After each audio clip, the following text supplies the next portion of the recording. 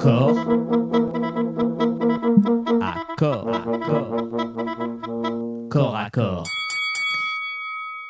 Et là, on va s'intéresser à nos assiettes. On le fait pas toujours, hein, d'ailleurs, sur Toxin. Pas assez, je pense. Et pourtant, c'est important. C'est notre culture, c'est notre civilisation, c'est notre santé qui est concernée. Et vous le savez, depuis, en gros, l'après-guerre, le plan Marshall, nos assiettes ont changé. Boîtes de conserve, sucre raffiné, céréales industrielles, produits allégés, graisses modifiées. Bref, agriculture enrichie. Notre alimentation, elle, ne cesse de s'appauvrir. Et notre santé aussi. C'est pourquoi d'ailleurs, petit bilan, en France, une personne sur deux est en surpoids. C'est une information, une étude Esteban, Santé publique France en 2023. Le nombre de maladies chroniques, de cancers, de diabète ne cesse d'exploser.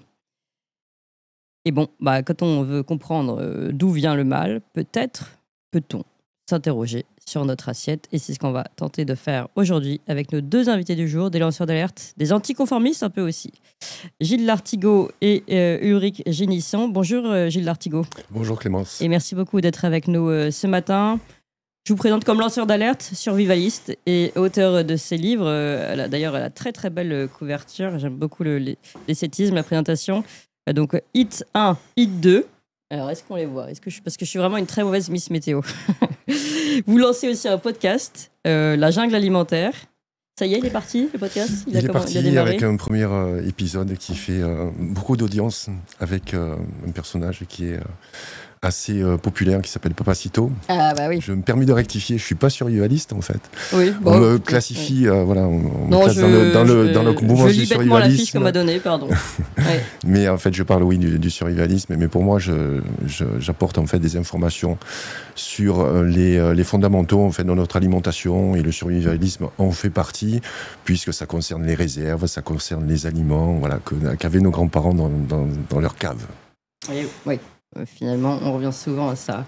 Nous sommes également avec Ulrich Génisson. Bonjour à vous.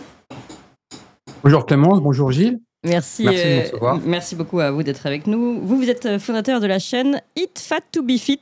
Alors, je vais l'épeler pour que tout le monde la retrouve. Hein. Et puis d'ailleurs, je propose à notre équipe de le mettre dans le chat. Et de toute façon, c'est déjà en description de la vidéo YouTube. Eat comme manger, hein, E-A-T. Fat, donc gras, F-A-T. Tout, c'est deux, be comme être, donc B-E, et fit, F-I-T, mais tout collé. Voilà. Donc ça fait Eat Fat to Be Fit. Vous êtes également entrepreneur. Alors, on me présente comme libertarien. Maintenant, vous allez me dire si vous êtes d'accord, parce que je ne fais que lire une fiche. Expatrié aux États-Unis, expert en nutrition. Vous êtes d'accord avec cette présentation ? Oui, tout à fait. J'ai eu une activité politique en France dans les années 2010. On a écrit un livre qui est un record du monde, d'ailleurs, qui est toujours un record du monde avec 100 auteurs. Voilà. Donc, je suis libertarien pur jus et expatrié depuis 2020 au Colorado, aux États-Unis. Alors, le livre Record du monde, Bonjour Keto, ma nouvelle vie 100%. Non, c'est pas celui-là. C'est Libre, c'est un autre livre. Bonjour Keto, c'est deux livres. Bonjour Keto est le grand livre. Deux livres dédiés à l'alimentation cétogène 2017-2022. Voilà. Alors, je vais dire ces deux livres-là, quand même, qui sont en lien avec notre sujet. Bonjour Keto, ma nouvelle vie 100% cétogène aux éditions Marabout. Le grand livre de l'alimentation cétogène également. Et puis, vous me disiez, libre, sur quelle maison d'édition ? On l'a auto-édité, ce livre. D'accord. Voilà. Donc, vous avez toutes les informations, chers auditeurs. Maintenant, comment se soigner ? Comment se reconcentrer sur son assiette ? On va commencer par Gilles Lartigot. Avec plaisir. Alors, quel est pour vous, finalement, déjà, le premier renseignement à donner à nos auditeurs qui nous écoutent, qui ne connaissent pas forcément vos chaînes et qui veulent, dans cette jungle alimentaire, s'y retrouver et s'orienter ? S'intéresser déjà à l'histoire. Parce que qui ne connaît pas son histoire ne veut pas comprendre le présent et encore moins anticiper le futur. Donc, en fait, notre alimentation a dérivé à partir des années après-guerre avec cette industrialisation outrancière, qui n'était pas le fait en fait des industriels, qui était la demande en fait du public, parce que les femmes se sont mises à travailler, on a eu de moins en moins de temps pour cuisiner, oui. Et donc est arrivé les plats préparés, oui. Est arrivé le micro-ondes, parce qu'en 3 minutes, ding, le plat est prêt. Oui. Donc on a déserté Picard. Un petit peu, mais moi je suis né dans les années 60. Donc j'ai cette antériorité, ça fait 40 ans que je m'intéresse à l'alimentation, je suis expert en alimentation, et j'ai vu donc cette dérive dont j'ai fait partie, parce que je me suis délecté des premiers fast-food, à l'instar du Luric qui est au Colorado. Moi, j'étais en Californie dans les années 80, et c'est vrai que Luric confirmera que c'est un territoire extraordinaire, c'est un pays extraordinaire, notamment au niveau de la liberté d'entreprendre. Donc je comprends pourquoi Luric est parti vivre au Colorado. Et donc cette alimentation a dérivé. Donc le point, en tout cas négatif, je pense qu'on sera tous d'accord là-dessus, c'est qu'il y a beaucoup trop d'alimentation transformée dans notre assiette. Et moi, j'ai défini avec mes 2 livres, qui le premier met l'accent sur l'élevage intensif, non pas le véganisme, mais l'élevage intensif de nos animaux. Également les perturbateurs endocriniens, donc la toxicité également du sucre, parce qu'aujourd'hui on mange beaucoup trop de glucides. Ulrich ne me contredira pas là-dessus, parce que je lui amène le plat en fait, donc sur c'est super. L'inconvénient en fait des glucides. Mais bon, on ne sera pas forcément d'accord sur pas mal de points, mais en tout cas, il y a eu trop de sucre. Il y a eu un effet également, c'est qu'aujourd'hui on mange plus par gourmandise que par nécessité. On mange parce que c'est bon goût. Ça, c'est mal, docteur. La gourmandise est un vilain défaut, vous le savez, Clémence. Oui. Mais dans tous les cas, il n'y a pas péril à la demeure, parce que avec le tome 1, le tome 2 également, qui renchérit en fait, et qui va beaucoup plus loin au niveau de notre hygiène de vie, j'ai défini en fait les 7 principes qui sont pour moi fondamentaux. Pourquoi fondamentaux ? Parce que quand on est perdu, il y a tellement d'informations aujourd'hui, on ne sait plus ce qu'il faut manger. Oui, c'est ça. Revenons aux fondamentaux, il y en a 7. Il y a aussi tellement, alors vous allez nous dire les fondamentaux, mais en fait, ça permet aussi de faire le point, cette émission, parce qu'on a tellement, en plus, on est avant l'été, le fameux magazine Comment perdre les 3 kilos de l'été, comment retrouver son summer body, machin, et les conseils changent, et parfois se contredisent d'une année sur l'autre. C'est-à-dire, il faut petit déjeuner, il faut faire un jeûne, non, il ne faut pas petit déjeuner, enfin bon, bref, il faut boire du lait, il ne faut pas boire du lait, où en est-on avec le fromage, on ne sait pas. Donc, exactement. Et vous verrez sous cette vidéo, sûrement des commentaires, ah mais aujourd'hui, tout le monde dit tout et son contraire, on ne sait plus ce qu'il faut manger. Alors quelles sont les 7 règles ? Et puis ensuite, pour moi, les 7 règles, c'est la première, manger des aliments non transformés. Oui. Deuxième règle. Donc attendez, déjà, ça paraît évident, mais c'est pas si évident. Parce que... Les aliments non transformés, c'est ce qui pousse dans la terre, sur les arbres. Et par exemple, les pâtes, c'est déjà un aliment transformé. Oui, c'est un aliment transformé, les pâtes. Oui. C'est pas ultra transformé, mais c'est un aliment transformé. Les aliments non transformés, c'est fruits, légumes, oléagineux, graines. Le riz, par contre, c'est pas transformé. Non, c'est pas transformé. Toi, c'est des éléments de base. Il vaut mieux avoir du riz blanc ou du riz complet, ou peu importe. Moi, je préfère le riz blanc pour certaines raisons, parce que je mange énormément de légumes, énormément donc de fibres. On parle de l'index glycémique, qui est pour moi pas très important. Ce qui est important, c'est la charge glycémique du repas, parce que tout en fait se mélange dans l'estomac. Donc, on peut manger aussi des aliments avec un petit peu d'index glycémique haut. En tout cas, ces aliments non transformés doivent être à la base de notre alimentation. Donc, éliminer les aliments qui sont ultra transformés, qui viennent de l'industrie, autant que faire se peut. Je ne dis pas les exclure, mais autant que faire se peut. Troisième point. En hiver, vous faites quoi ? Parce que en été, on a quand même pas mal de produits qui sortent des potagers, mais en hiver, il n'y a rien qui pousse. Bon, il y a du chou, il y a de la pomme de terre, il y a des carottes. Tous les légumes racines. Il y a des radis. Il y a énormément de choses, en fait. Toutes les saisons. Non, pas tous les jours, quand même. Peut-être à Paris, mais bon. Mais il y a la soupe 4 saisons, par exemple, où je fais une soupe à chaque saison avec les aliments de saison. C'est simple, dès lors qu'on s'intéresse à ce que produisent nos paysans, qu'on va sur les marchés, même les supermarchés, mais acheter des aliments de saison. Mais aujourd'hui, on trouve des tomates toute l'année. Oui, ça c'est sûr. Ouais. Donc le troisième point est très important.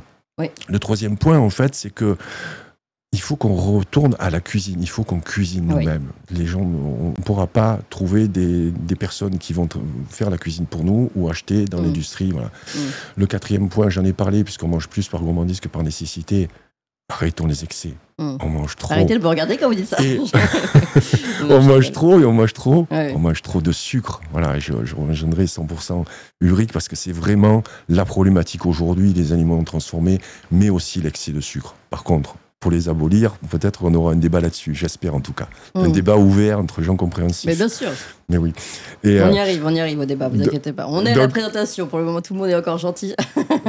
Donc ça c'est le quatrième point. Le cinquième point, il est intéressant également, parce qu'on en parle assez peu, c'est de pratiquer le repos digestif.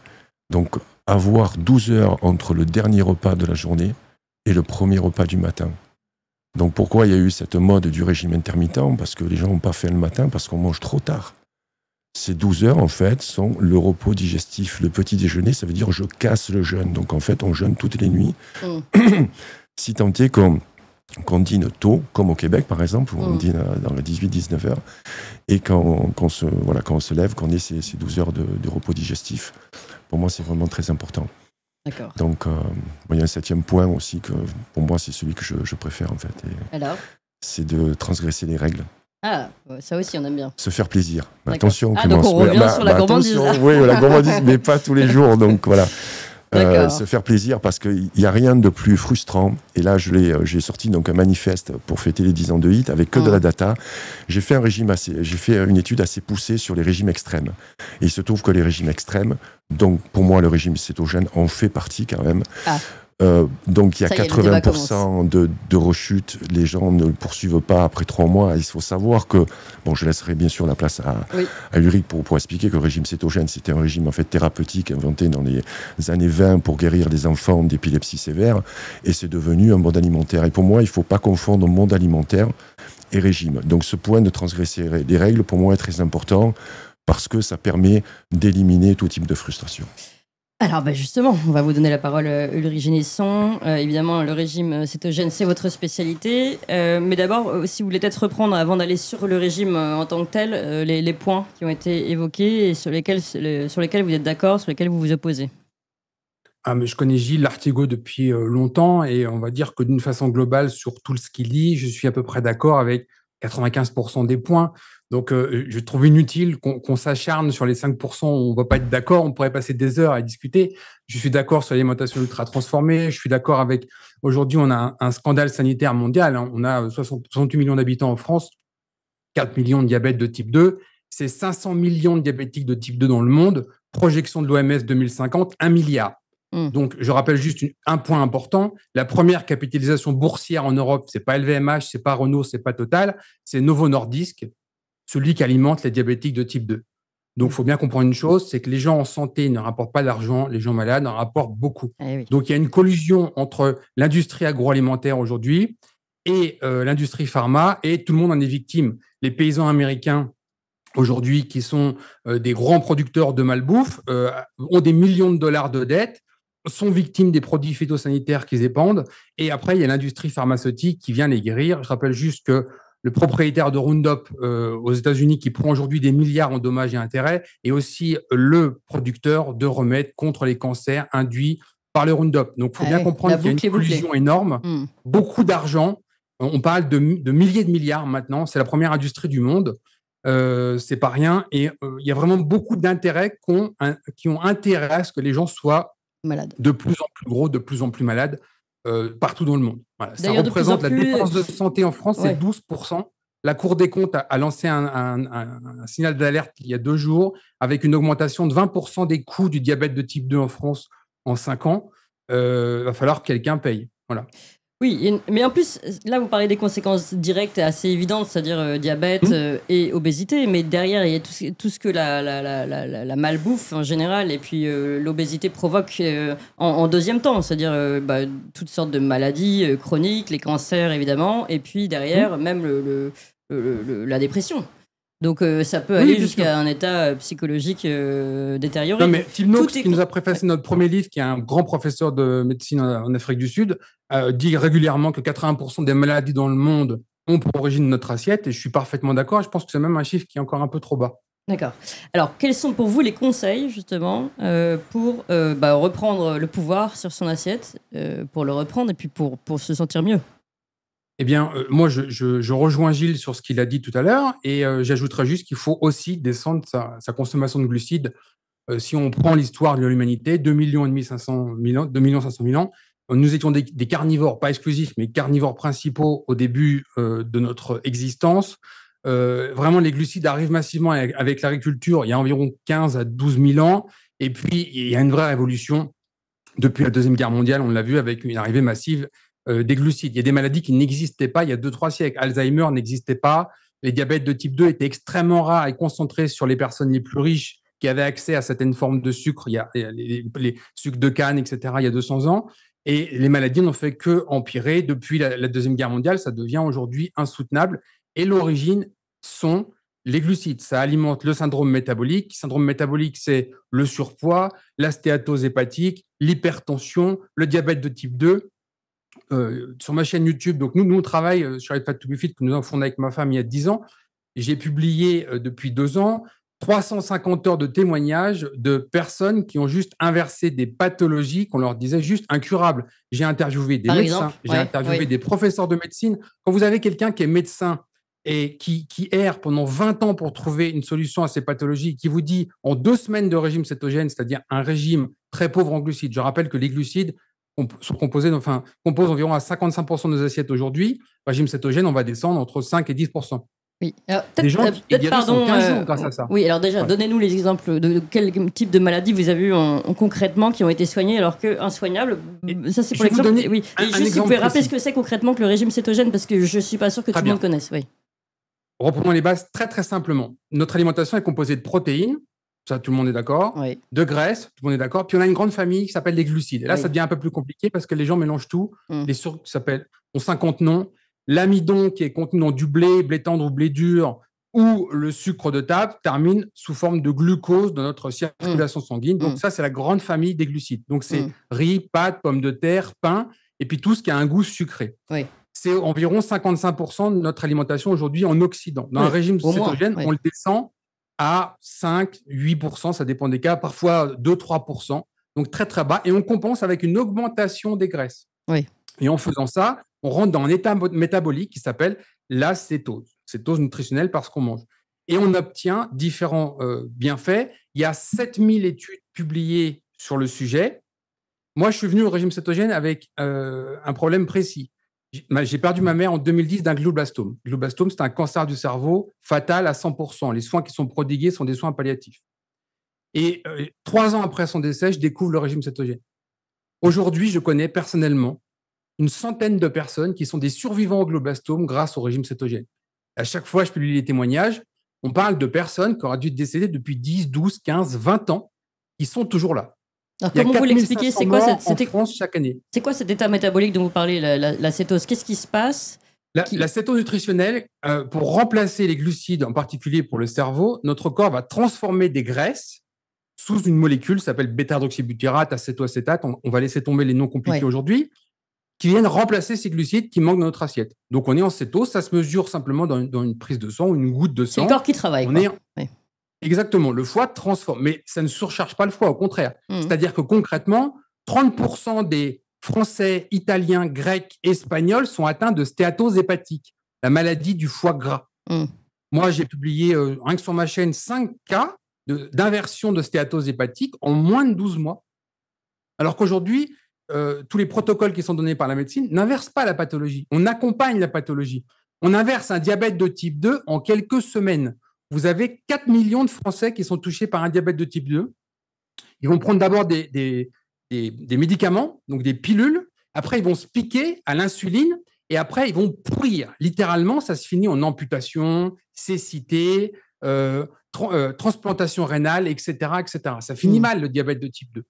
Un régime cétogène bien formulé, en quelques semaines, maximum quelques mois, aux États-Unis, on a une entreprise qui fait ça, qui inverse massivement le diabète de type 2 avec un régime cétogène. C'est très simple et ce n'est pas proposé en France. Oui. Alors, juste pour résumer, et après, je vous donne la parole évidemment, Gilles Lartigot, pour résumer, d'après ce que j'ai compris, cet état métabolique, la cétose, fait travailler notamment le foie, qui en fait, sinon devient vite un foie gras.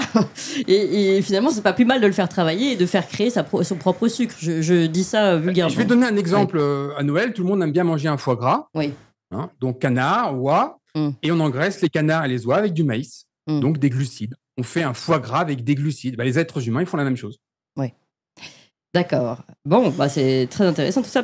Après, on va voir justement à quel point vous trouvez ça trop dur.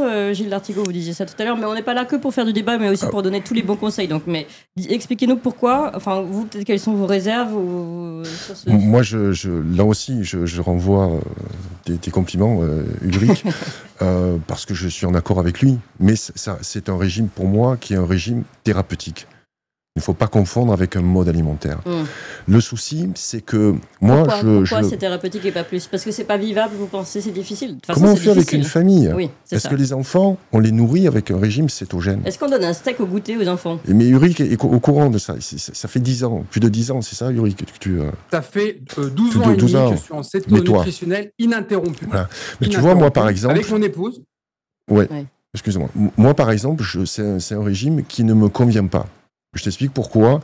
Je viens du milieu de la culture physique. Moi, je faisais ce régime-là lorsqu'on dit qu'on sèche. Non, c'était pour sécher l'été. Donc, c'est vrai qu'on perd de la graisse. C'est un régime hyper efficace qui doit être mené sous contrôle, que ce soit médical ou alors accompagné. Et les livres d'Ulrich peuvent en faire partie. Mais le faire dans le contexte d'une famille, pour moi, c'est pas tenable en tout cas dans le temps. Et il ne faut pas confondre. Il y a le poids d'une culture, des habitudes. Il y a bien sûr, mais là on parle encore d'excès. Pourquoi ces gens-là ont du diabète? Pourquoi ils mangent trop de sucre? Donc il faut revenir sur des bases, je dirais saines.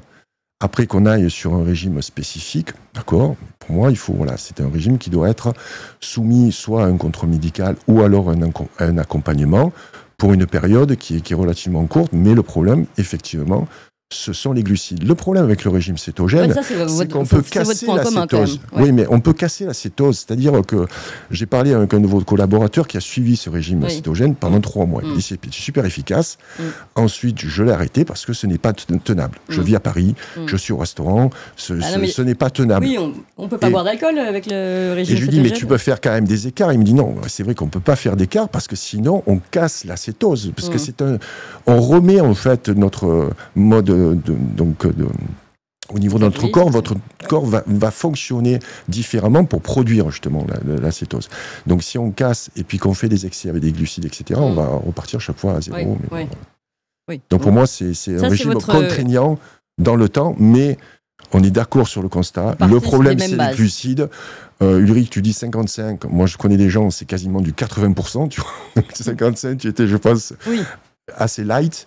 Moi j'ai vécu aux États-Unis dans les années 80, j'ai connu les fast-foods, j'ai connu cette addiction. On a stigmatisé, c'est vrai, les graisses, mais on avait raison, mais c'était les graisses hydrogénées. De quelles graisses on parlait? C'était les graisses hydrogénées.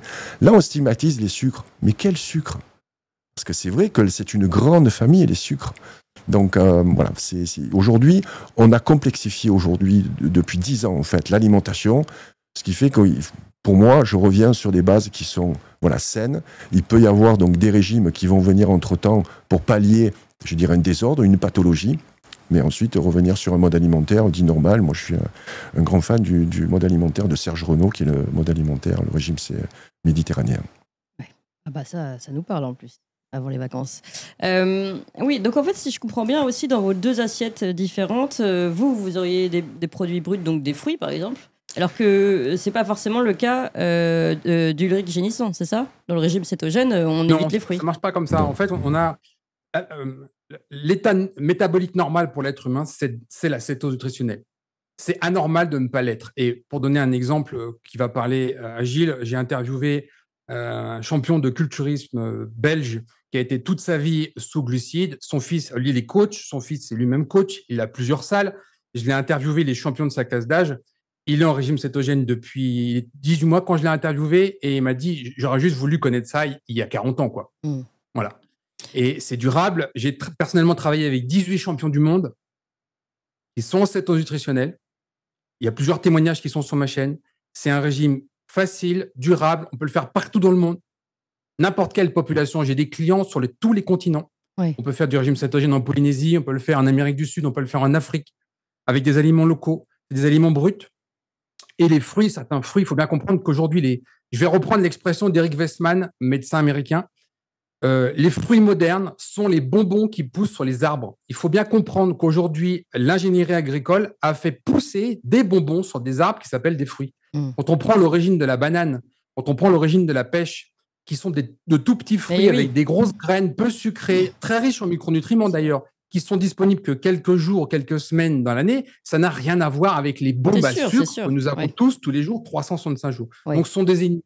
Maintenant, quelqu'un qui veut faire du régime cétogène, on parlait des enfants, j'ai interviewé beaucoup de familles, où toute la famille est en régime cétogène, y compris les enfants. Non, mais le matin, les enfants, j'ai interviewé un psychiatre sur le sujet qui a traité des enfants avec le régime cétogène contre l'hyperactivité. Le matin, au lieu de prendre des céréales et un jus d'orange, je sais que Gilles est aussi contre les céréales et le jus d'orange, ils vont manger des œufs, ils vont manger un peu de viande, un peu de poisson, un avocat, ils vont manger un yaourt s'ils prennent des produits laitiers, un peu de framboise, un peu de myrtille dessus. Ils partent à l'école, ils ont une pleine satiété jusqu'à midi. Il n'y a plus de troubles de déficit de l'attention. Ouais. Donc, c'est franchement très simple. C'est pas compliqué, c'est du bon sens. Et c'est bien sûr pas des produits transformés. Donc, c'est pour ça que je rejoins Gilles, parce que c'est des produits bruts aussi. Voilà. Je vais vous dire quelque chose. Je sais pas si ça va vous faire... si c'est trop, comment dire, brut de décoffrage. Mais c'est vrai que c'est vraiment... On a l'impression que c'est le régime de l'homme des cavernes, quoi. Le poisson, le machin, et les becs, on pouvait cueillir. Donc, le fruit était petit, non ? Le régime cétogène, c'est un cadre. Vous devez manger et vous devez être en céto-nutritionnel. Maintenant, il y a plein d'arbitrages différents. On peut être sur un arbitrage thérapeutique et là, on va sur le cancer, les maladies auto-immunes, etc. Avec des cétoses très profondes, beaucoup de gras, peu de protéines, très peu de glucides. Et puis, des régimes cétogènes beaucoup plus lâches. Je connais des gens qui sont à 100 grammes par jour de glucides, en particulier des bons glucides qui vont venir des fruits ou des légumes et qui restent en céto-nutritionnel. Il n'y a aucune privation. Bien sûr, on va enlever le pain, on va enlever les pâtes, on va enlever le riz, mais c'est pas parce qu'ils vont faire une grosse satiété de légumes un peu plus riches en glucides ou, par exemple, des myrtilles, des framboises qu'ils aiment ou le lactose qui va rester dans les produits laitiers, etc., que ça va changer quoi que ce soit. Chacun le fait selon son besoin, selon son objectif et sans frustration. Et ça peut se faire au restaurant, dans tous les restaurants, partout dans le monde. Oui. Oui. Mais j'échangerai avec toi, Ulrich, parce que tu verras, moi j'intègre des glucides, mais j'en ai peu en fait. J'en ai peu. Et moi, on n'a pas parlé, tu vois, déjà du métabolisme. Moi, je suis ectomorphe. Pourquoi j'ai fait la culture physique ? Attendez, c'est quoi ectomorphe ? Alors, ectomorphe, il y a ectomorphe, mésomorphe et endomorphe. Oui. On va juste ectomorphe, c'est des personnes comme moi qui sont très maigres. Je n'ai peut-être pas l'air, mais dans ma famille, on est très maigre. On a du mal à prendre du poids. Oui. J'ai une capacité à mieux digérer des glucides que, par exemple, un endomorphe. Un endomorphe, c'est quelqu'un qui a la capacité à faire du gras. Voilà, on est peut-être sur des termes un peu techniques, mais... je pense pas. Donc, voilà. Donc, ça dépend des personnes. Et aussi, très important, Ulrich, je fais, moi, du sport au quotidien, de la culture physique depuis 43 ans. 2 heures par jour. Tu vois où je vais en venir ? Donc, métabolisme rapide. Moi, le sucre, en fait, c'est comme un poêle à bois. Tu me mets du sucre, il brûle, voilà, je le consomme, en fait. J'ai très peu de réserve de glycogène. Vas-y. Je vais donner un exemple d'un ami, Jean-Michel Bell, un des plus grands champions de moto qu'on a en France, qui est vraiment un ami. Il se foutait de ma gueule. Longtemps. D'ailleurs, je pense qu'il écoute cette vidéo. De toute façon, quand on est sportif, on peut prendre ce qu'on veut, on brûle. Et puis, il y a 3 ans maintenant, Jean-Michel me dit, là c'est plus possible. Je fais 60 km de vélo, je suis obligé de me recharger au coca. Voilà, c'est ça la réalité. Et aujourd'hui, il est passé en régime cétogène et il s'enfile des courses de 1300 km non-stop en vélo et il va faire la rame aux États-Unis et on est sur du sport d'endurance. Aujourd'hui, je vais donner un exemple précis. Nous avons des gens qui sont au niveau mondial d'Ironman, donc des triathlètes qui font des compétitions de 8 heures, qui sont prédiabétiques et ou diabétiques comme leur grand-mère. Ils sont super athlétiques. Ils sont déjà malades. On a 20% des footballeurs américains professionnels qui sont prédiabétiques. Ils ont 22, 23, 24 ans. C'est une hécatombe. Alors, bon, la plupart des athlètes que tu cites, notamment le football américain, ils sont tous dopés aux anabolisants. C'est un effet aussi secondaire des anabolisants. Ce que je veux dire par là, et tu abonderas dans mon sens certainement, Ulrich, c'est que lorsqu'on augmente son métabolisme, on est en capacité de mieux brûler les calories. C'est pour ça que moi, en fait, je ne fais jamais de restrictions. Les gens que j'accompagne justement sur un changement de mode alimentaire, très souvent, en fait, ils veulent maigrir. Je rejoins Ulrich, on est en surpoids, je lui diminue les glucides, etc. Je leur dis, c'est pas suffisant. Les 3/4, en fait, n'ont aucune activité physique. Oui, ça, c'est un impératif. Je sais, il est sportif. Donc, il faut faire une activité physique. Notre corps est fait pour ça. Oui. Il faut qu'on puisse brûler les calories. Sinon, on sera toujours trop restrictif. Le corps fonctionne comment ? Si on a trop de calories, sucre ou pas sucre, ou même graisse, on peut grossir. Si on n'a aucune activité, on ne peut pas brûler ces calories. C'est vrai qu'on les brûlera peut-être moins facilement si c'est du sucre qui se transforme en gras. Mais bon, après, on va aller trop sur du détail, mais je vois, il sourit, donc je pense qu'on est d'accord. Je vais donner un autre exemple, parce que moi, je te comprends. Alors, on côtoie les mêmes personnes. Juste pour vous prévenir, on fera un deuxième round et on se retrouvera parce qu'on n'aura pas le temps de tout faire et malheureusement, là, c'est juste un exemple en 2 minutes. J'ai 47 ans. J'ai passé mon brevet d'état d'éducateur sportif, donc d'entraîneur, en 1997-98. À cette époque, je suis sportif. À cette époque, je m'enfile tout ce que je peux en sport. À cette époque, je suis gros. Et quoi que je fasse, je grossis. Je suis à 1300 calories par jour, je grossis. Tu manges trop. J'ai lutté contre le poids tout le temps. J'arrive sur le régime cétogène, je perds personnellement 35 kilos en mangeant en calories, parce que si tu veux parler en calories, le double de ce que je mangeais quand j'essayais de maintenir mon poids. Aujourd'hui, si je fais rien, à 3000 kilocalories par jour, mon poids est stable. Le double. Et ça, aujourd'hui, ça va parler à beaucoup de gens parce que le nombre de femmes aujourd'hui qui sont affamées, qui mangent des 1800, 900 calories par jour et qui n'arrivent pas à perdre de poids avec des métabolismes de base totalement écroulés, qui sont sous stress permanent, avec un mauvais sommeil, pas d'activité physique, le régime cétogène, ça vient vraiment les aider. Et tu sais, on a 3000 évaluations sur nos 2 livres sur les plateformes de vente. Il suffit juste d'aller les lire avec des gens qui ont lutté pendant des décennies pour perdre du poids, qui n'y sont pas arrivés.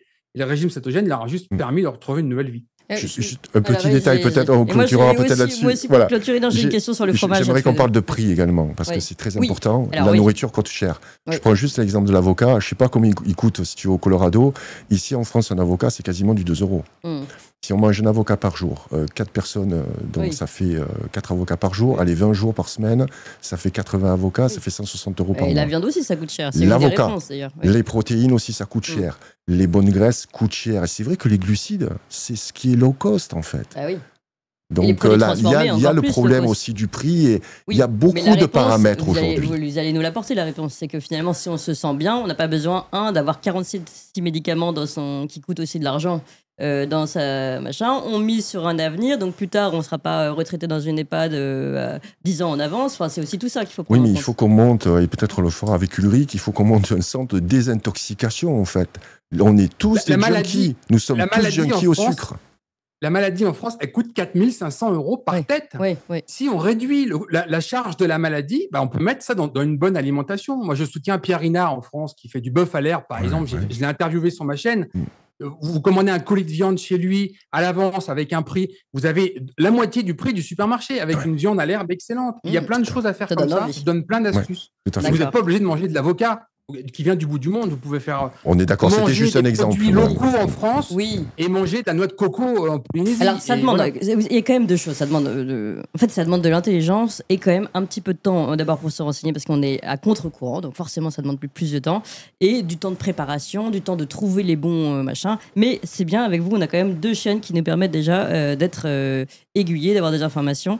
Merci, c'était passionnant. J'ai encore des milliers de questions. Peut-être une rapide parce que moi, ça me concerne directement. Le fromage. Alors, le fromage. Alors, Ulrich Génisson. Personnellement, je suis un grand défenseur des fromages, des produits français, italiens, là on les prend tous. Les crus, non homogénéisés, mais sans pain donc. Les crus. Voilà, les crus, et pas de pain. 100% français, 100% français, et voilà, avec modération, on est d'accord, mais bon. Voilà. À l'herbe. Oui, des animaux qui ont pâturé. Ah oui, et pas de l'élevage industriel qui va bien manger des tourteaux. Je vous disais le fromage à l'herbe, ça existe aussi. Les fromages. Vous avez un label qui s'appelle lait de foin. En France, ça s'appelle lait de foin qui favorise la production laitière à partir du fourrage et de l'herbe. Il y a également le label bleu blanc cœur, si je peux me permettre, qui permet aussi d'avoir beaucoup plus d'oméga 3. Et comme on est ce qu'on mange, nos animaux sont ce qu'on mange également. Oui. C'est passionnant tout ça. On fera, comme je vous le disais, ce sera pour la rentrée maintenant, parce que moi je vais partir en vacances, mais c'est absolument passionnant en tout cas. Ou alors on le fait cet été, vous savez, on va avoir une veille ici sur Toxin, je vous l'annonce d'ailleurs. Vous nous laissez avec Gilles et je crois qu'on peut occuper l'antenne tout le temps. Non, c'est pas là en off. Pourquoi pas. Non, beaucoup de choses à dire en tout cas, et beaucoup de choses à lire. Gilles Lartigot, Hit, et attendez, c'est le moment où c'est compliqué pour moi. Hit 1 et Hit 2, vous le voyez ici à l'antenne. Et puis, le podcast, La Jungle Alimentaire, Ulrich Génisson. Alors là, on en a plusieurs, il faut que je retrouve. Ah ben voilà, génial. Le grand livre de l'alimentation cétogène, c'est le premier. Et le deuxième, Bonjour Keto. Ça, c'est l'édition Marabout. Et l'autre que vous citiez, pardon, je ne l'ai pas sur ma fiche, si vous voulez bien le citer. Le Grand Livre de l'alimentation cétogène chez Édition Souka et Bonjour Keto chez Marabout. D'accord. C'est parfait. Merci à tous les deux. Merci beaucoup. À très bientôt en tout cas sur Toxin. Gilles Lartigot, Ulrich Guénesson. On continue. Merci. Toxin, on vous l'avait promis et ça y est, on se développe, on ouvre de nouvelles émissions. Vous avez déjà connu et rencontré les Tintins pour leur nouvelle émission des Tintins qui marche très fort. Évidemment, l'émission d'André Berkoff. Cette semaine sort une nouvelle émission scientifique où on va tenter de poser de véritables questions sur des débats scientifiques qui ne sont pas fermés, contrairement à ce que on veut nous faire croire. Donc pour toutes ces émissions et encore d'autres, comment reprendre le pouvoir politique aussi, une autre émission à suivre, et puis des émissions historiques, géopolitiques et bien d'autres qui vont arriver. Il nous faut de la place parce que évidemment la première chaîne est déjà très prise par toutes les émissions et diffusions du matin notamment. Donc il faut qu'on ouvre une nouvelle chaîne et il faut que vous suiviez le mouvement surtout et que vous ayez tout de suite vous abonner à la nouvelle chaîne. Il faut aussi en parler à tout le monde. On compte vraiment sur vous parce que si on veut ouvrir ces nouvelles émissions, il faut que vous suiviez le mouvement et vraiment que vous alliez vous abonner tout de suite à la nouvelle chaîne YouTube. C'est pas compliqué, c'est gratuit, ça se fait en 2 clics. On vous met tout de suite le lien là, pouf, il apparaît. Le lien, vous pouvez vous abonner. C'est Toxin Plus, c'est ça, la nouvelle chaîne YouTube, Toxin Plus, pour toutes les émissions de l'après-midi. Donc, vous pouvez la trouver sur Toxin-Plus en lettres majuscules ou tout simplement, on va vous mettre le lien et vous cliquez immédiatement. Je vous fais confiance. Allez-y tout de suite. 1, 2, 3, Toxin Plus, allez-y.